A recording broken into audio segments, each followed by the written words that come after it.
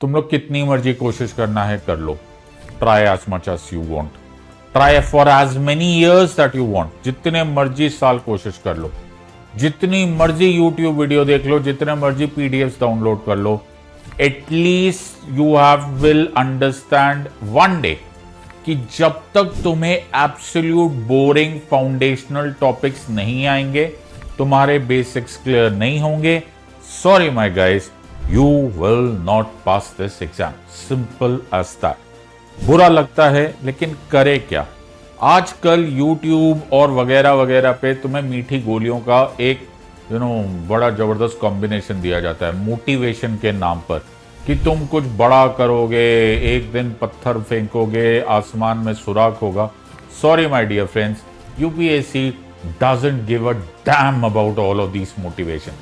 All it tells you, all it asks of you, इसकी तुम basic समझ लो, subject की गहराई जाओ, कॉन्सेप्ट समझो, और उसके फर्स्ट स्टेप है ये फाउंडेशनल टॉपिक्स। सेशन नंबर 4, चौथा session of this amazing series जो मैं तुम्हारे लिए लेकर आया हूं, which is the evergreen foundation topics of polity. तुम लोग कितनी मर्जी कोशिश करना है कर लो। Try as much as you want, try for as many years that you want. जितने मर्जी साल कोशिश कर लो, जितनी मर्जी यूट्यूब वीडियो देख लो, जितने मर्जी पीडीएफ डाउनलोड कर लो, at least you have will understand one day कि जब तक तुम्हें एब्सोल्यूट बोरिंग फाउंडेशनल टॉपिक्स नहीं आएंगे, तुम्हारे बेसिक्स क्लियर नहीं होंगे, sorry my guys, you will not pass this exam. Simple as that. बुरा लगता है लेकिन करे क्या। आजकल YouTube और वगैरह वगैरह पे तुम्हें मीठी गोलियों का एक बड़ा जबरदस्त कॉम्बिनेशन दिया जाता है मोटिवेशन के नाम पर कि तुम कुछ बड़ा करोगे, एक दिन पत्थर फेंकोगे, आसमान में सुराख होगा। Sorry my dear friends, UPSC doesn't give a damn about all of these motivation. All it tells you, all it asks of you, इसकी तुम बेसिक समझ लो, सब्जेक्ट की गहराई जाओ, कॉन्सेप्ट समझो, और उसके फर्स्ट स्टेप है ये फाउंडेशनल टॉपिक्स। मैंने पहले 3 सेशंस ऐसे कर लिए हैं। मेक श्योर कि तुम YouTube पर जाओ और उन 3 सेशंस को अटेंड करो। जब तुम उन 3 सेशंस को देखोगे तब तुम्हारी एक फाउंडेशनल स्ट्रेंथ होगी। You will be able to understand कि ये सब पढ़ना कहां से है। Please understand, you have to build this building ground up. ऐसा नहीं है कि पहले तुम ऊपर अर्श की बात करोगे फिर फर्श को देखोगे। नो, पहले तुम फर्श बनाओगे फिर अर्श की तरफ तुम्हारी रवानगी स्टार्ट होगी। सो द पॉइंट यहां पर है, आज हम लोग एक टॉपिक करेंगे and that topic will be dealing with parliament. Yes, आज हम लोग कहां से स्टार्ट करेंगे? आज हम पढ़ेंगे parliament. Those amongst you who do not know me, मेरा नाम है डॉक्टर सिद्धार्थ अरोड़ा। मेरा रेफरल कोड जो आप अनअकैडमी पे यूज कर सकते हो इज कॉल्ड एज सिडलाइव, SIDLIVE। बहुत ही ऑसम ऑफर्स आ रहे हैं अनअकैडमी पर। 16,999 पर ये लोएस्ट प्राइस है अनअकैडमी हिस्ट्री पर। मेक श्योर ये इसका फायदा उठाओ। अनअकैडमी पे जो भी ऑफर्स आते हैं वो हमेशा टाइम बाउंड ऑफर्स होते हैं, तो जितनी जल्दी फायदा उठा लोगे गुड फॉर यू। एक और इंपॉर्टेंट अनाउंसमेंट है, मैंने एक नया कोर्स लेकर आया है।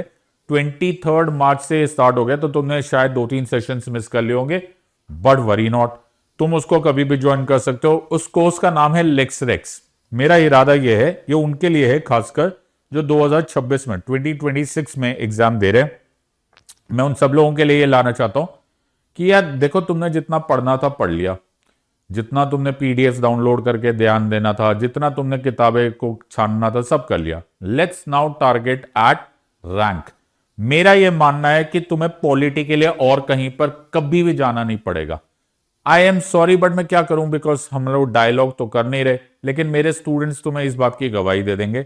इन so far as polity is concerned, तुम्हें और कहीं जाने की जरूरत ही नहीं। तुम सिर्फ मेरे कोर्सेज करो, मोर और less done for your entire journey. I don't want you to unnecessarily waste time. इसको तुम एडवर्टाइजमेंट मान लो, इसको एरोगेंस मान लो, इसको कॉन्फिडेंस मान लो, वो मैं तुम पर छोड़ता हूं। आई डोंट केयर, लेकिन मेरा इंपॉर्टेंट पार्ट है let's target a rank. So new course है 23 मार्च से 5 बजे रोज शाम को होता है। So make sure that you are a part of it. आज का हम जो टॉपिक स्टार्ट कर रहे हैं वो है द पार्लियामेंट ऑफ इंडिया। बड़ी ध्यान से समझो, कुछ कीवर्ड्स को समझना बड़ा जरूरी है। जब तक तुम कीवर्ड्स नहीं समझोगे तब तक आएगा नहीं। तो यहां पर मैंने पहला वर्ड लिखा है सुप्रीम मशीन। ना इसलिए क्यों बोला गया है, बिकॉज ये है हमारा supreme legislative body of India. क्या वर्ड लिखोगे सर? ये है supreme legislative body of India. अब जिन लोगों का हिंदी में है उनको चिंता नहीं, लेजिस्लेटिव मतलब वो जो हमारे विधि, हमारा कानून बनाते हैं। अगर हमारे कानून बनाने की पावर्स है, यानी कि जो विधायिका है, उसमें जो स्ट्रॉन्गेस्ट, जो सबसे ऊपर की पोजीशन पर है, सबसे ऊपर के लेवल पर है, वो है द पार्लियामेंट ऑफ इंडिया। अगर तुम कॉन्स्टिट्यूशन ऑफ इंडिया खोल के देखो, so open the constitution of India, तो आर्टिकल 79 ऑफ द कॉन्स्टिट्यूशन में तुम्हें एक वर्ड दिखाई देगा, ध्यान से देखना, और वहां पर लिखा हुआ है the parliament of India consist of the Lok Sabha, the Rajya Sabha and the president of India. मैंने क्या बोला sir? The parliament of India consist of, उसमें ऐसे एक्चुअली ऐसे लिखा हुआ है the house of the people, the council of the states and the president of India. House of the people Lok Sabha होता है, काउंसिल ऑफ स्टेट्स राज्यसभा होता है, एंड ऑब्वियसली द राष्ट्रपति। सो 3 वर्ड्स लिखे हुए, और ये तुम्हें जान के बड़ी खुशी होगी, इतना सा कॉन्स्टिट्यूशन का एक आर्टिकल हमने देखा। ज्यादातर लोगों को नहीं ध्यान आता कि यार पार्लियामेंट में प्रेसिडेंट भी पार्ट होते हैं। याद रखना, होते हैं। अ part of the parliament is the president. और ये तुम्हें जान के बड़ी खुशी होगी कि ये प्रीवियस ईयर आज क्वेश्चन है, यूपीएससी ने इस पर सवाल पूछा हुआ है। सो तुम्हें क्वेश्चन आएगा कि कौन से आर्टिकल में तुम्हें पार्लियामेंट ऑफ इंडिया के बारे में इंट्रोडक्शन है, तो बोलना आर्टिकल 79 में, अनुच्छेद 79 में यह लिखा हुआ है that the parliament consist of Lok Sabha, Rajya Sabha and the president of India. उस तरह से अगर मैं पढ़ने की कोशिश करूं तो मैं 79 से लेकर 122 तक, 79 से लेकर 122 तक जाता जाऊंगा, तो मुझे कोई ना कोई लेवल ऑफ पार्लियामेंट पता चलता रहेगा। So there is no end to it. So 79 to 122 deals with the parliament of India. There is no ifs and buts about it. ना तुम्हें इतना पढ़ने अभी जरूरत नहीं है, क्योंकि यहां पर तो हम लोग इस टाइम पर फाउंडेशनल टॉपिक कर रहे हैं। एनीवेज, तुम्हें एक टॉपिक पता चल गया। सो देश का कानून बनाने वाला मुख्य निकाय, the most important body, the highest legislative body को पार्लियामेंट बोला जाता है। यूनियन पार्लियामेंट आमतौर पे शब्द यूज किया जाता है। तुम्हें इसका कॉन्स्टिट्यूशनल सैंक्शन पता करना है कि जी कॉन्स्टिट्यूशन के कौन से आर्टिकल में ये लिखा हुआ है, तो बोल देना आर्टिकल 79 है।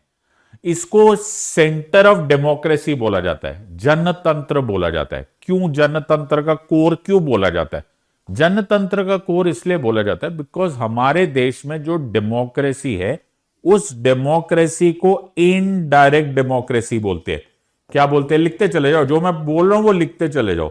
Just keep writing. देखो तुम्हें आधे पौने घंटे के बाद अचानक लगेगा वाओ हम कहां थे, हम कहां आ गए, हमें पूरा सब्जेक्ट समझ में आ गया। Don't waste your time unnecessarily motivation वगैरह में, राइट? तो क्लियर पढ़ो, मजा आएगा। इनडायरेक्ट डेमोक्रेसी को समझने के लिए पहले डेमोक्रेसी समझ लेते हैं। जनतंत्र क्या होता है? जनतंत्र और डेमोक्रेसी का मतलब होता है पावर एक्चुअली पीपल के पास होती है। किसके पास होती है सर? एक्चुअली पावर पीपल के पास वेस्टेड होती है। वर्ड क्या यूज करते हैं? वेस्टेड। तुम्हें कभी भी क्वेश्चन आएगा कि डेमोक्रेसी में पावर इज वेस्टेड विद, तो हमेशा आंसर दे देना वेस्टेड मतलब पड़ी हमारे पास है, हमसे शुरू होती है, हम यहां से पावर स्टार्ट करते हैं। तुम्हें याद है हमारा प्रीएम्बल क्या है? हमारा प्रीएम्बल है we the people of India having solemnly resolved. We the people में सारी ताकत एक्चुअली वेस्टेड है। लेकिन फैसला तो हम करते नहीं है। हम फैसला किसके ऊपर छोड़ देते हैं? हम फैसला छोड़ देते हैं हमारे इलेक्टेड रिप्रेजेंटेटिव्स के पास। किसके पास छोड़ देते हैं सर? हम पावर छोड़ देते हैं इलेक्टेड रिप्रेजेंटेटिव्स के पास।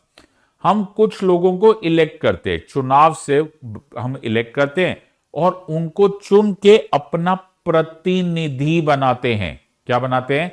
प्रतिनिधि बनाते हैं। और प्रतिनिधि बनाकर उनके ऊपर जिम्मेदारी छोड़ देते हैं कि जी आप कानून बनाओ। इस प्रोसेस को अप्रत्यक्ष चुनाव यानी कि इनडायरेक्ट अप्रत्यक्ष डेमोक्रेसी और अप्रत्यक्ष जनतंत्र बोला जाता है। इन अदर वर्ड्स, मैंने नहीं फैसला किया, मैंने सिर्फ इलेक्ट किया है। मेरा इलेक्शन डायरेक्ट है, लेकिन डायरेक्ट डेमोक्रेसी इनडायरेक्ट है। मैं समझा पा रहा हूं? मैंने जाके वोटिंग करी, एब्सोल्युटली, वो डायरेक्ट है, लेकिन मैंने अपना फैसला किसी और के सपुर्द कर दिया। मैंने कहा यार आप फैसला कर लो। इसको इसीलिए रिप्रेजेंटेटिव डेमोक्रेसी भी बोला जाता है। क्यों? क्योंकि मैंने अपना रिप्रेजेंटेशन बनाकर किसी को भेज दिया है, वो मेरा प्रतिनिधि है। अब कहां कहां तुम वोटिंग करते हो? सर हम ना वोटिंग करते हैं हमारी विधानसभाओं पर। विधानसभाओं की जहां वोटिंग करते हो वो लेवल ऑफ स्टेट है, राज्यों के लेवल पर है। वहां भी मैं डायरेक्ट इलेक्शन करता हूं, वहां पर भी मेरे प्रतिनिधि जाते हैं, लेकिन वो राज्यों के चुनाव है। अगर मैं उसके ऊपर वाले लेवल पे चले जाऊं तो मैं सेम चुनाव उसी तरह से प्रोसेस करता हूं फॉर लोकसभा। तो लोकसभा का चुनाव जाता है तो वो कहां चले जाएंगे? वो चले जाएंगे पार्लियामेंट में। तो अगर तुम इसको दो पार्ट्स में देख लोगे तो ये है लेवल 1, दैट इज स्टेट्स का level, and the other level which is above this will be the parliamentary level. So which is higher? Parliament. Which is highest actually? Parliament. इसीलिए इसको कोर ऑफ डेमोक्रेसी बोला जाता है, because actually सबसे ज्यादा power supreme legislative body किसकी है? So supreme legislative body is the parliament of India. यहां तक आई होप सारे के सारे कीवर्ड्स आ गए। सो हमारे पास 3 पॉइंट्स होंगे, तो याद रखना पार्लियामेंट के देयर आर 3 ऑर्गेन्स। कितने ऑर्गेन्स है? 3 ऑर्गेन्स। कहां से कहां लिखे हुए? ये लिखे हुए है आर्टिकल 79 ऑफ द कॉन्स्टिट्यूशन में। उसमें क्या बोला हुआ है? Parliament consist of Lok Sabha, parliament consist of Rajya Sabha, and the parliament consist of the president of India. Right? So parliament consist of Lok Sabha, Rajya Sabha and the president of India. बड़े इंटरेस्टिंग पार्ट है, इसको ध्यान से सुनना। तो प्रेसिडेंट पर एक बड़े इंटरेस्टिंग क्वेश्चंस आते हैं। मैं अभी से तुम्हें बताने लगता हूं ताकि तुम्हारी, अब तुम फाउंडेशनल पढ़ रहे हो लेकिन तुम्हारी एग्जाम की तैयारी अभी से होने लग जाए, that's better. So parliament consist of Lok Sabha, Rajya Sabha and president. कभी कभी क्या पूछा जाता है कि क्या president of India member of parliament है? तो तुम्हारा आंसर होगा नो, नहीं है जी। मेंबर ऑफ पार्लियामेंट नहीं होते। मेंबर ऑफ पार्लियामेंट केवल लोकसभा के मेंबर्स और केवल राज्यसभा के मेंबर्स हैं। तो फिर ये क्या शब्द है? अब इसको बोला जाता है कि मेंबर नहीं है लेकिन पार्ट ऑफ द पार्लियामेंट है। बात समझने की कोशिश करो। मैंने क्या बोला? सर मेंबर ऑफ पार्लियामेंट नहीं होते हैं प्रेसिडेंट, लेकिन पार्ट ऑफ द पार्लियामेंट होते हैं। This is a very interesting discussion जो थोड़े समय में तुम्हें क्लियर हो जाएगा, बट ये बड़ा इंटरेस्टिंग क्वेश्चन है। मैंने तुम्हें बोला ये यूपीएससी ने क्वेश्चन पूछा हुआ है, तो एटलीस्ट थोड़ा सा गूगल पे जाओ, थोड़ा सा प्रीवियस क्वेश्चन डालो, ऐसा कुछ क्वेश्चन को सर्च करोगे तुम्हें क्वेश्चन आएगा, उसमें आएगा parliament consist of Lok Sabha, Rajya Sabha and the president. Answer वही है। कल परसों फिर कभी कोई क्वेश्चन आ जाएगा, फिर यूपीएससी उसी का एक वैरायटी पूछेगा और यूपीएससी उसी से रिलेटेड पूछेगा कि president is a member of parliament. बोलना नो, बोलना मेंबर नहीं है लेकिन पार्ट ऑफ द पार्लियामेंट है। अब इसको हम थोड़ी देर में समझ जाते। सो हमारे पास 3 ऑर्गेन्स है, प्रेसिडेंट, राज्यसभा एंड लोकसभा। अभी अभी मैंने थोड़ी देर पहले बोला कि सर प्रेसिडेंट ऑफ इंडिया जो है वो मेंबर ऑफ द पार्लियामेंट नहीं है but part of the parliament है। नाउ इसको कैसे समझना है? Let's try and understand and figure out कि ये आंसर, ये how do you satisfy these 2 different words? Try and understand. President के बिना पार्लियामेंट अपना काम नहीं कर सकता। पार्लियामेंट का काम नहीं खत्म होगा। पार्लियामेंट का काम क्या है सर? पार्लियामेंट का काम है लॉ बनाना।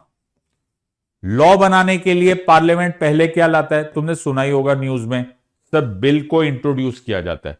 तुमने सुना होगा ना, विधेयक को इंट्रोड्यूस किया गया। फिर फिर उसको लोकसभा और राज्यसभा दोनों पास कर देते हैं, फिर प्रेसिडेंट के पास जाते हैं। बट इंटरेस्टिंग बात यह है कि जब तक प्रेसिडेंट उस पर साइन नहीं करते, जब तक प्रेसिडेंट उसकी सहमति नहीं देते, असेंट नहीं देते, भाई ये लॉ नहीं बनेगा। तो अब तुम समझ रहे हो, प्रेसिडेंट मेंबर ऑफ पार्लियामेंट नहीं है, लेकिन प्रेसिडेंट ने साइन ही नहीं किया, तब तक लॉ बनेगा नहीं। तो मैं क्या बोल रहा हूं? तो मैं बोल रहा हूं कि प्रेसिडेंट के बिना पार्लियामेंट का फंक्शन ही नहीं होने वाला।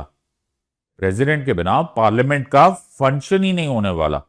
President is therefore a functional part of the parliament. I hope मैं बात समझा पा रहा हूं। President becomes a functional part of the parliament. He is not a member of the parliament, but he is a part of the parliament. In fact मैं इसको और भी ऐड कर सकता हूं, विदाउट प्रेसिडेंट कभी पार्लियामेंट अपना काम शुरू भी नहीं कर सकता। प्रेसिडेंट ही सम्मन भेजते हैं। क्या भेजते हैं? सम्मन। वर्ड लिखो, सम्मन।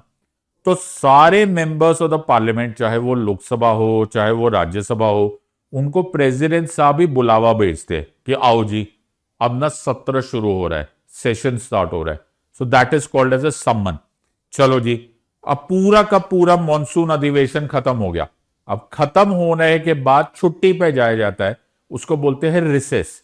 लेकिन वो रिसेस भी नहीं शुरू होगा जब तक प्रेसिडेंट साहब उसको प्रोरोग नहीं करते। क्या नहीं करते?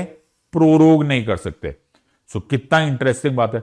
ना तो सदन शुरू हो रहा है, ना सदन की छुट्टी शुरू हो रही है, ना सदन किसी बिल को लॉ बना सकता है, एटसेट्रा एटसेट्रा एटसेट्रा, जब तक कि प्रेसिडेंट ना हो। नाउ डू यू रियलाइज कि अब मेरे ख्याल से ये सेटिस्फैक्टरी हो गया कि president part of the parliament क्यों है? पार्ट ऑफ द पार्लियामेंट इसलिए है बिकॉज फंक्शन नहीं कर सकता the parliament without the president. Question याद रखना, मेंबर ऑफ द पार्लियामेंट नहीं होते। मेंबर ऑफ द पार्लियामेंट केवल लोकसभा और राज्यसभा के मेंबर्स है।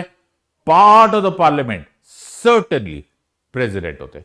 यहां तक क्लियर हो गया? हमारा एक ही क्वेश्चन, लेकिन इसी से तुम्हारी बहुत ही अच्छी इंट्रोडक्शन हो गया। तो एक एक करके एक एक हाउस को स्टार्ट करते हैं। पहले स्टार्ट करते हैं लोकसभा। लोकसभा को लोअर हाउस बोला जाता है। क्या बोला जाता है? लोअर हाउस, निचला सदन बोला जाता है। यह कॉन्सेप्ट कहां से आया? एक सिस्टम ऑफ पार्लियामेंट है जिसको बोला जाता है वेस्टमिनिस्टर सिस्टम। लिखो सब लोग, कौन सा system? Sir, Westminster parliamentary system. Westminster parliamentary system. तो ये वेस्टमिनिस्टर पार्लियामेंट्री सिस्टम कहां पर है जी? Westminster parliamentary system United Kingdom का मॉडल है। यूनाइटेड किंगडम में जो वहां पे भी पार्लियामेंट है, लेकिन उनका जो पार्लियामेंट है उसको मॉडल जो बोला जाता है उसको बोला जाता है वेस्टमिनिस्टर पार्लियामेंट्री सिस्टम। ये जो वेस्टमिनिस्टर पार्लियामेंट्री सिस्टम है, इसमें हमेशा दो हाउसेज होते हैं। कितने हाउसेज होते हैं? दो हाउसेज, दो सदन होते हैं। इसलिए इस सिस्टम को बाई कैमरल सिस्टम बोला जाता है। बाई कैमरल, बाई मतलब दो, कैमरा मतलब चेंबर्स। तो दो हाउसेज होते हैं। किस मॉडल में? वेस्टमिनिस्टर मॉडल में। कहां है वो? इंग्लैंड में। वेस्टमिनिस्टर मॉडल में दो मॉडल्स है। तो अगर आप इंग्लैंड जाओगे तो वहां पर जो अपर हाउस है उसको बोला जाता है हाउस ऑफ लॉर्ड्स, और जो लोअर हाउस है उसको बोला जाता है हाउस ऑफ कॉमन्स। मैंने क्या बोला? वहां पर लोअर हाउस कौन सा है? सर, वहां लोअर हाउस है हाउस ऑफ कॉमन्स, और वहां पर अपर हाउस कौन सा है? सर, अपर हाउस है हाउस ऑफ लॉर्ड्स। इंडिया में हाउस ऑफ कॉमन्स की जगह हम नाम क्या यूज करते हैं? हम नाम याद करते हैं लोकसभा। सो लोकसभा, कभी क्वेश्चन आया कि लोकसभा ऑफ इंडिया और Indian parliament corresponds to which house in England? तो हाउस ऑफ लॉर्ड्स चॉइस होगा, हाउस ऑफ कॉमन्स चॉइस होगा। तुम्हारा आंसर क्या होगा? जल्दी से आंसर दो। सर, हमारा आंसर होगा हाउस ऑफ कॉमन्स, वो है लोअर हाउस। Very good. तो ये हो गया लोकसभा। लोकसभा ही वो है मेरा बच्चा जिसको तुमने इलेक्ट किया है by direct elections. Direct election से जो तुम चुनाव में पार्टिसिपेट करके आते हो, जो तुम वोटिंग कार्ड लेकर जाते हो, बोलते हो कि जी हम चुनाव में पार्टिसिपेट कर रहे हैं, वो केवल दो जगह पर तुम खड़े होते हो। एक बार तुम विधानसभा के लिए खड़े होते हो अगर तुम्हारे राज्यों में चुनाव हो रहे होते हैं, और दूसरे टाइम तुम लोकसभा के चुनाव में होते हो। तो दो ही टाइम पर तुम्हें वोटिंग का मौका होता है। तो इस तरह के चुनावों को बोला जाता है डायरेक्ट इलेक्शन। इसीलिए इसको हाउस ऑफ पीपल बोलते हैं। क्या बोलते हैं इसको? इसको हाउस ऑफ पीपल बोलते हैं। और भी अच्छी भाषा यूज करोगे तो इसको बोलते हैं पॉपुलर हाउस। तो पॉपुलर का मतलब अंग्रेजी शब्द पॉपुलर में बड़ा फेमस हो गया, पॉपुलर हो गया, वैसे मत सोचो। Popular word comes from the word people. तो ये पीपल ने डायरेक्ट चुनाव पार्टिसिपेट किया है, इसलिए इसको पॉपुलर हाउस बोलते हैं। अब कॉन्स्टिट्यूशन अगर मैं खोल के देखूं तो मुझे दिखाई देंगे कि इसका मैक्सिमम, शब्द वर्ड लिखो, इसका मैक्सिमम सैंक्शनड स्ट्रेंथ, क्या वर्ड आएगा, क्या आ रहा है सर? Maximum sanctioned strength. मतलब कि कॉन्स्टिट्यूशन, संविधान कितने मेंबर्स अलाउ करता है maximum in the Lok Sabha. Maximum, मैंने ये नहीं बोला आज कितने मेंबर्स है, मैंने बोला मैक्सिमम कितने मेंबर्स हो सकते हैं। तो वो आंसर है 550, जिसमें 530 आएंगे राज्यों के चुनाव पार्टिसिपेट करोगे। तो जो तुम राज्यों में बैठे हुए हो, जब वहां डायरेक्ट इलेक्शन होगा तो तुम जो वोटिंग करके भेज रहे हो तो 530 आएंगे वहां से, और 20 मेंबर्स यूनियन टेरिटरीज में, केंद्रीय शासित प्रदेशों में जो वोटिंग होती है वहां के लोग भेजेंगे। टोटल कितने हो गए? 550। एक बार सारी की सारी स्लाइड ध्यान से देखो and try and understand and try and gather everything. पहली साइड देखो, वेस्टमिनिस्टर सिस्टम है, पार्लियामेंट्री सिस्टम ऑफ इंग्लैंड है वो। वहां पे भी दो हाउसेज होते हैं, बाइकैमरल सिस्टम बोला जाता है। दो हाउसेज में एक होता है अपर हाउस जिसको हाउस ऑफ लॉर्ड्स बोलते हैं, एक होता है हाउस ऑफ कॉमन्स जिसे लोअर हाउस बोलते हैं। इंडिया में एक हाउस ऑफ कॉमन्स की जगह बोला जाता है द लोकसभा और the lower house. House of people जो होते हैं वो डायरेक्ट चुनावों से आते हैं, डायरेक्ट चुनावों से आते हैं, एंड बिकॉज वो डायरेक्ट चुनावों से आते हैं उसको हाउस ऑफ पीपल बोला जाता है, बिकॉज वो एक्चुअली डायरेक्टली रिप्रेजेंट कर रहे लोगों को, इसीलिए इसको पॉपुलर हाउस बोला जाता है।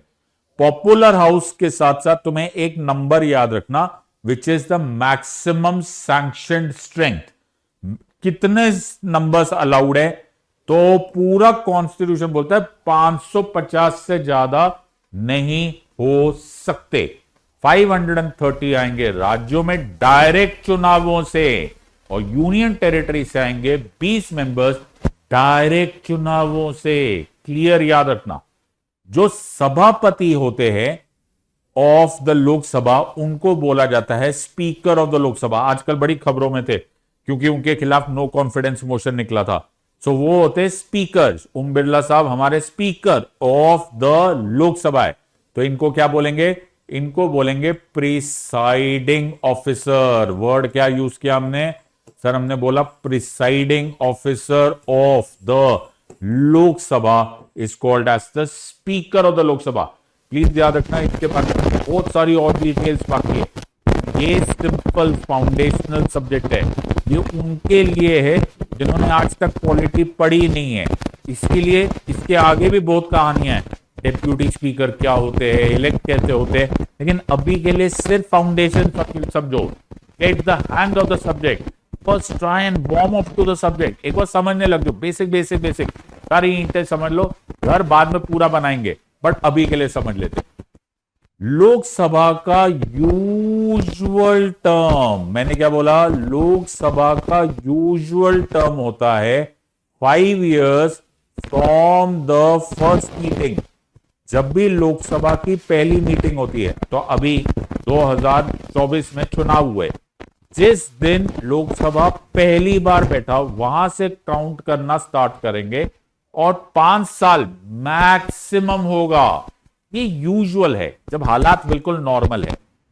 कभी कभी ऐसा होता है कि सरकार की बहुमत नहीं रहती, मेजॉरिटी ही नहीं रहती, तो यही लोकसभा 5 साल से पहले भी भंग हो सकती है, तो ये डिसॉल्व हो सकती है। वर्ड क्या बोलेंगे?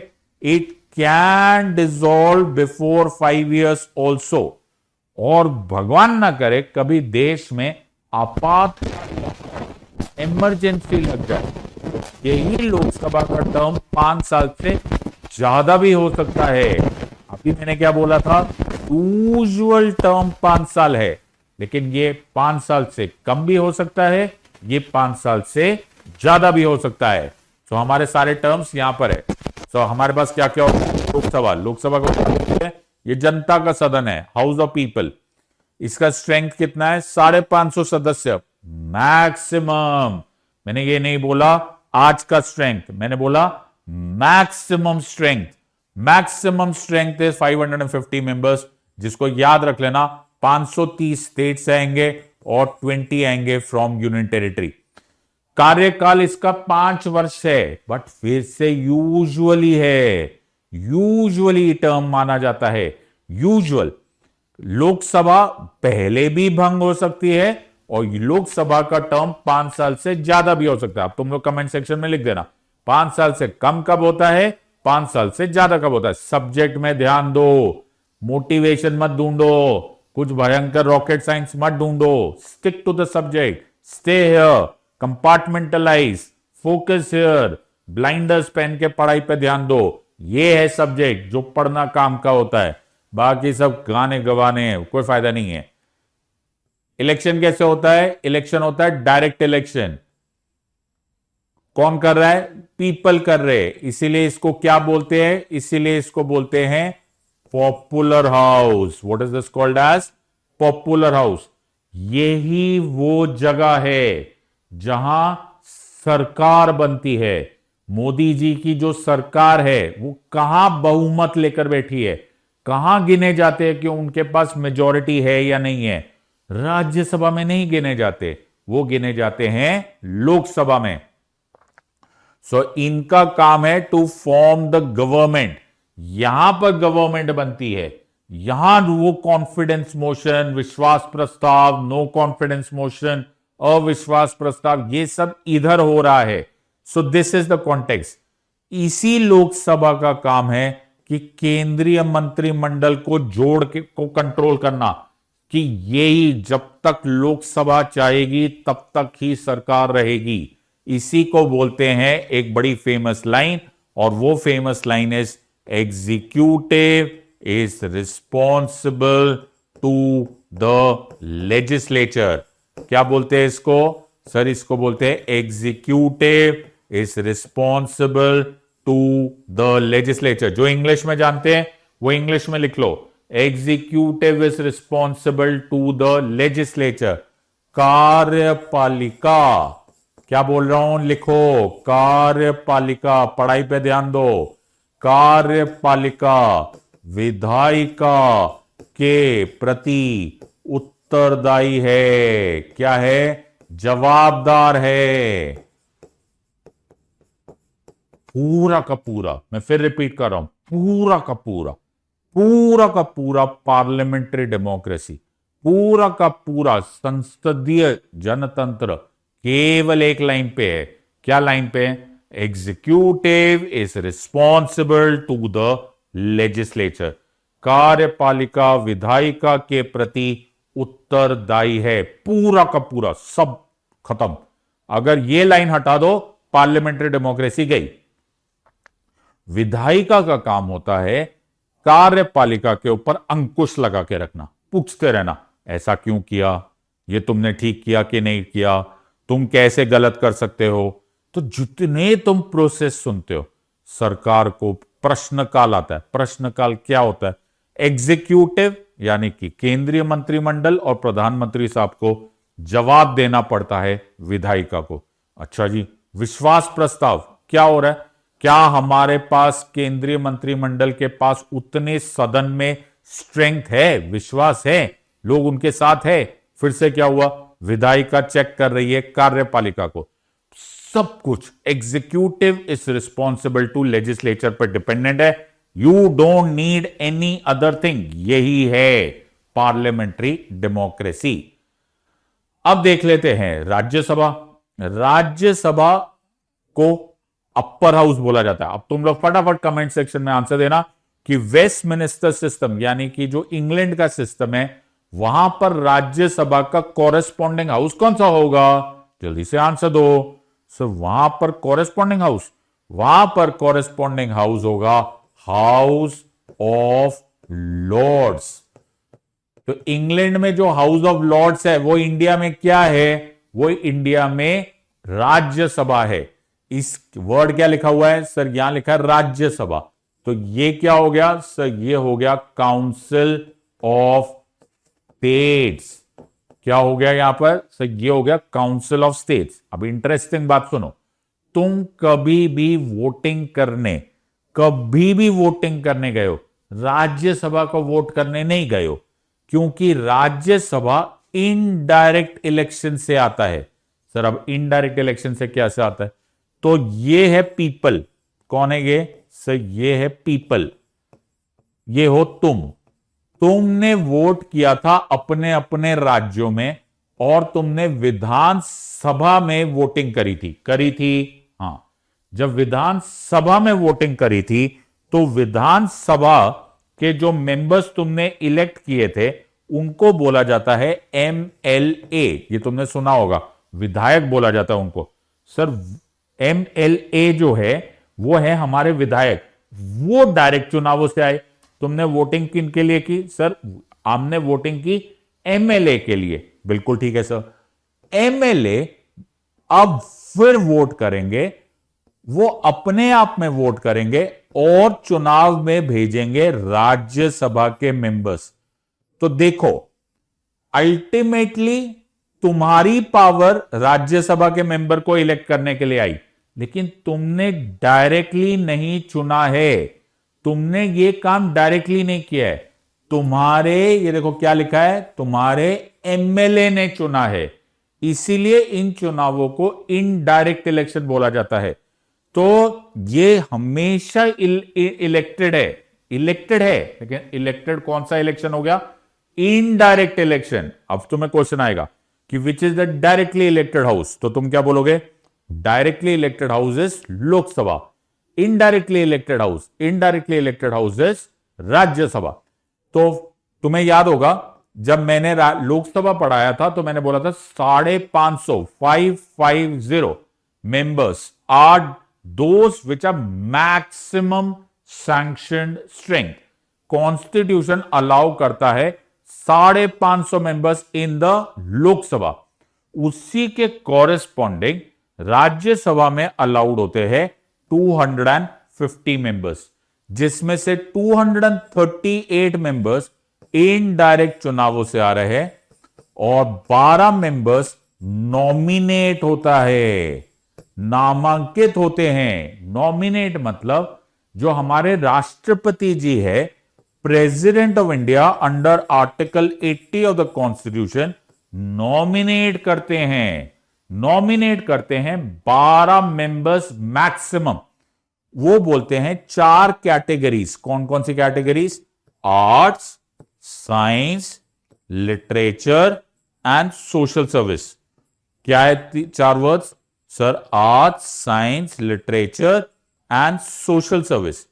इन 4 में से कोई भी एक काम में अगर तुम्हारा पास स्पेशलाइज्ड नॉलेज है, क्या है? Specialised knowledge. एक बार आर्टिकल 80 ऑफ द कॉन्स्टिट्यूशन खोल के देख लेना। स्पेशलाइज्ड नॉलेज है एंड प्रैक्टिकल एक्सपीरियंस है, तो प्रेसिडेंट साहब तुमको उस वहां पर नॉमिनेट कर देंगे। तो मैक्सिमम कितने हो गए? 238। इलेक्शन से आएंगे। इलेक्ट कौन कर रहा है? तुम नहीं कर रहे हो, एमएलए कर रहे हैं। तुम नहीं कर रहे हो, एमएलए कर रहे। तुमने एमएलए को इलेक्ट किया, एमएलए ने राज्यसभा को के मेंबर्स को इलेक्ट किया, इसलिए इनडायरेक्ट इलेक्शन बोलते हैं। 12 मेंबर्स कैसे आ रहे हैं? 12 मेंबर्स आ रहे हैं नॉमिनेशन से। Very good. तो राज्यों का सदन है, इसको हाउस ऑफ स्टेट्स या फिर काउंसिल ऑफ स्टेट्स बोला जाता है। ये परमानेंट हाउस है। परमानेंट हाउस, इसका मतलब क्या हुआ? तुम्हें याद है मैंने बोला था लोकसभा भंग हो जाती है, डिसॉल्व हो जाती है, या तो 5 साल में, या 5 साल से पहले, या 5 साल के बाद। मैंने तुम्हें यह बात बताई थी। राज्यसभा कभी भंग नहीं होती। Now please understand this as a very important part. इसको क्या बोलते हैं? ये कभी भंग नहीं होती। इट इज नेवर डिसॉल्व, ये हमेशा चलती रहती है। अब तुम सोचोगे सर हमेशा कैसे चल सकती है? हमेशा इसलिए चल सकती है बिकॉज इसके जो मेंबर्स है वो हर 2 साल में 1/3, 1/3 मेंबर्स हर 2 साल में रिटायर हो जाते हैं कंपल्सरीली। मैंने क्या बोला? 1/3 राज्यसभा। तो मान के चलो, एक थोड़ी देर के लिए इमेजिन करो कि 300 मेंबर्स का हाउस है, just to take an example. तो 100 मेंबर्स हर 2 साल के बाद रिटायर हो जाएंगे और उनको रिप्लेस करेंगे नए 100 मेंबर्स। तो कभी भी देखा जाएगा तो वहां पे 300 ही रहेंगे, बट मेंबर्स अंदर ही अंदर चर्न होते जा रहे, घूमते जा रहे। 100 मेंबर्स रिटायर हो गए, 100 मेंबर्स नए आ गए, 100 मेंबर्स रिटायर हो गए, 100 मेंबर्स नए आ गए। तो अगर तुम इसमें नॉर्मल मैथ्स करोगे तो इसका मेंबर मतलब हो गया हर मेंबर का टर्म 6 साल का है। हर मेंबर का टर्म 6 साल है, लेकिन राज्यसभा चलती जा रही है, चलती जा रही है, वो परमानेंट है। It is not subject to dissolution, इसीलिए इसको परमानेंट हाउस बोला जाता है। तो देखो 2-4 वर्ड्स आ गए। एक हमने क्या बोला? एक हमने बोला इनडायरेक्ट चुनाव से आया, क्योंकि ये एमएलए सिलेक्ट करके भेज रहे। दूसरा मैंने क्या बोला? ये कभी डिसॉल्व ही नहीं होता। लोकसभा डिसॉल्व होता है 5 साल में, ये नहीं डिसॉल्व होता। It is a permanent house. Lok Sabha जैसे ही डिसॉल्व होगा, लोकसभा के मेंबर का भी टर्म खत्म हो जाएगा। राज्यसभा का ऐसा नहीं है, राज्यसभा डिसॉल्व नहीं होता, लेकिन राज्यसभा का जो मेंबर है उसका इंडिविजुअल टर्म 6 साल का है। हर 2 साल के बाद 1/3 ऑफ राज्यसभा मेंबर्स अपने आप रिटायर हो जाएंगे। मैंडेटरी होता है, प्रेसिडेंट ऑर्डर करते हैं और वो रिटायर होता है, वो कंपल्सरी है। यानी कि हर मेंबर का टर्म 6 साल, राज्यसभा चलता जा रहा है, चलता जा रहा है। It's like a train. Train में कैसे होती है? ट्रेन में 300 लोग बैठे हुए हैं, ट्रेन चलती जा रही है, चलती जा रही है, चलती जा रही है। हर 2 स्टेशन के बाद 100 मेंबर्स उतर जाते हैं और उनको रिप्लेस करने के लिए 100 पैसेंजर्स चढ़ जाते हैं। ट्रेन वहीं चलती जा रही है, फिर आगे गई, फिर 2 स्टेशन के बाद फिर से 100 मेंबर्स उतर जाते हैं, फिर 100 मेंबर्स नए रिप्लेस हो जाते हैं। तो this is how the story goes. अगर तुम इसको मैथ्स करोगे तो इसका मतलब है एक पैसेंजर 6 स्टेशन क्रॉस होते ही उतरना कंपलसरी हो जाएगा, क्योंकि उसका 1/3 खत्म हो चुका होगा। This is how you understand Rajya Sabha. तीसरा बहुत ही important part of this entire discussion, जिसको ज्यादातर लोग मिस कर देते हैं, वो है प्रेसिडेंट। सबसे पहले बात याद रख लेना, जो मैं ऑलरेडी तुम्हें क्लैरिफाई कर चुका हूं, लेकिन दो बहुत इंपॉर्टेंट पार्ट है, that he is not a member of parliament. ये मेंबर ऑफ पार्लियामेंट नहीं है। मेंबर ऑफ पार्लियामेंट केवल लोकसभा के मेंबर्स होते हैं और राज्यसभा के मेंबर्स होते हैं। ये मेंबर ऑफ द पार्लियामेंट नहीं है, लेकिन इनके बिना कुछ नहीं होना, कोई लॉ नहीं बनेगा। तो भैया पार्लियामेंट तो सर है ही लेजिस्लेटिव बॉडी, पार्लियामेंट का तो काम ही लॉ बनाना है, तो नहीं बन सकता। क्यों? क्योंकि जब तक प्रेसिडेंट साहब का असेंट नहीं आएगा, जब तक प्रेसिडेंट साहब की सिग्नेचर नहीं आएगी, तब तक यह बात आगे बढ़ ही नहीं सकती। उसी तरह से प्रेसिडेंट साहब ही सम्मन करेंगे। सम्मन करने का मतलब क्या हो गया? बुलाएंगे। वो जो बुलावा होता है कि आओ लोकसभा के मेंबर्स, राज्यसभा के मेंबर्स, फला फला डेट पर, फला फला जगह पर हमारा नेक्स्ट सत्र शुरू हो रहा है, ये मॉनसून सेशन स्टार्ट हो रहा है, ये बजट सेशन स्टार्ट हो रहा है, ये विंटर सेशन स्टार्ट हो रहा है। ये जब बोला जाएगा, जब भी चला जाएगा, देन दैट सम्मनिंग कौन करता है? प्रेसिडेंट साहब करते हैं। यही प्रोरोग करते हैं। प्रोरोग मतलब ये बताएंगे कि अब छुट्टी स्टार्ट हो रही है। छुट्टी को क्या बोलते हैं? रिसेस। सदन का काम हो गया, इस सेशन का काम हो गया, वरी नॉट, घबराओ मत, अब छुट्टियां भी तो स्टार्ट होगी। जब वो छुट्टियां होगी, दैट टाइम जब house is not in session, उसको बोला जाता है प्रोरोगेशन। वो प्रोरोगेशन कौन करता है? President of India. ओके जी, लोकसभा के सब 5 साल पूरे हो गए। अब प्राइम मिनिस्टर साहब प्रेसिडेंट साहब को बोलेंगे, प्रेसिडेंट साहब 5 साल पूरे हो गए, अब मैं आपको एडवाइस दे रहा हूं, इस लोकसभा को डिसॉल्व कर दो, भंग कर दो। वो भी किसके ऑर्डर पे होता है? वो भी ऑर्डर पे होता है ऑफ द प्रेसिडेंट। तो तुम्हें क्वेश्चन आएगा, ये बड़ा अच्छा, ये क्वेश्चन आए हुए सारे के सारे, तुम्हें लग रहा है ये बड़े इजी है, कहीं से इजी नहीं। अगर ये इजी है तो तुम्हें यूपीएससी इजी लग रहा है, फिर तो तुम्हारी मजे होगी। तो तुमसे पूछा जाएगा कि समनिंग कौन करता है, ये क्वेश्चन भी आया हुआ है। If I am not wrong, ये 2020-21 में क्वेश्चन आया हुआ है। तो याद रखना, समनिंग करते हैं प्रेसिडेंट। कब, कहां, कैसे बुलाना है, प्रेसिडेंट की मर्जी है। ओके, प्रोरोगेशन कौन करता है? प्रेसिडेंट। डिसॉल्व कौन करते हैं? President, obviously on the advice of the prime minister. तो सारा का सारा फंक्शनल कैरेक्टरिस्टिक्स, कुछ कर ही नहीं सकते जी। पार्लियामेंट आगे बढ़ ही नहीं सकता जब तक प्रेसिडेंट नहीं करेंगे। सो उनका असेंट नीडेड है फॉर द बिल। वही करेंगे समनिंग ऑफ द पार्लियामेंट, वही करेंगे dissolution of the Lok Sabha. So now I hope you realise कि प्रेसिडेंट इज द वन जिसके बेसिस पर और जिनकी वजह से पूरा का पूरा पार्लियामेंट काम कर सकता है। तो डायरेक्ट कंपैरिजन कर लेते हैं। एक साइड पे लोकसभा, एक साइड पे राज्यसभा। लोकसभा में मैक्सिमम सैंक्शनड स्ट्रेंथ कितना है? Sir maximum sanction strength is 550। यहां पर मैक्सिमम सैंक्शन स्ट्रेंथ कितना है? सर ये 250। ये डायरेक्ट चुनावों से आए, दैट इज डायरेक्ट पीपल ने लाए। ये इनडायरेक्ट चुनावों से आए, ये यहां पर आए। ये 5 इयर्स में डिसॉल्व हो जाते हैं, ये कभी डिसॉल्व नहीं होते हैं। This is permanent. That's how you understand the comparison between the lower house of Indian Parliament and the upper house, between the Lok Sabha and the Rajya Sabha, House of People, Council of States, 550, 250, direct election, indirect election, 5 years में dissolution, permanent house, no dissolution. यहां तक इस तरह से subject पढ़ोगे तुम कभी भूलोगे नहीं, और इसी पर क्वेश्चंस आते हैं। ऐसा नहीं है, एक बार just scan through the previous examinations of UPSC, you will realise कि इस पर क्वेश्चंस है या प्रीलिम्स ऐसे ही नहीं हो रहा है। So you have to do this part.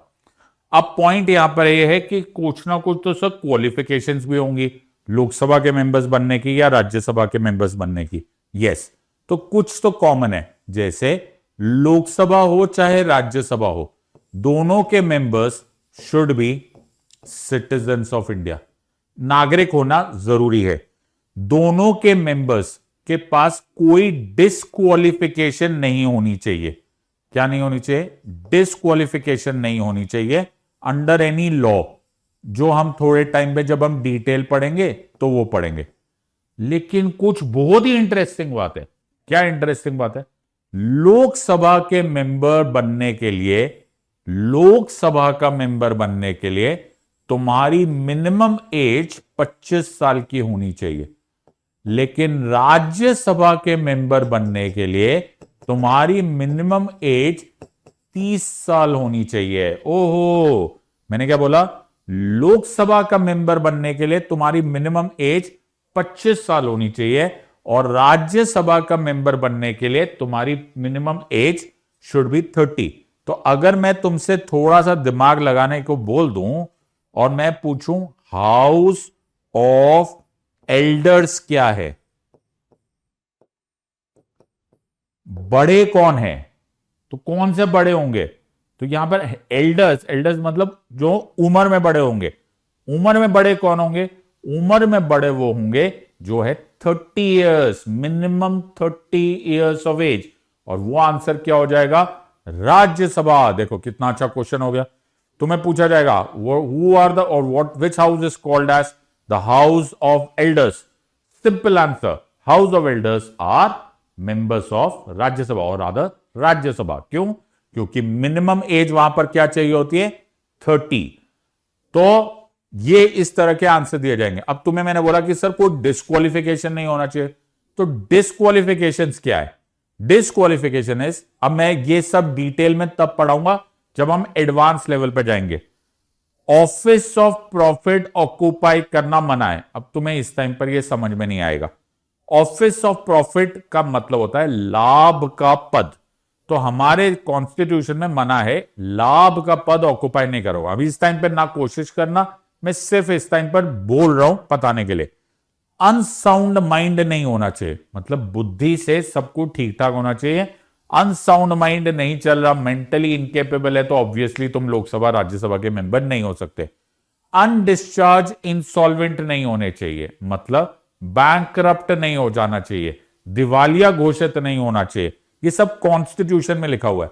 उसी तरह से ऐसी कोई गुनाह नहीं किया होना चाहिए जिसमें तुम्हें 2 साल या उससे ज्यादा की सजा सुना दी गई हो।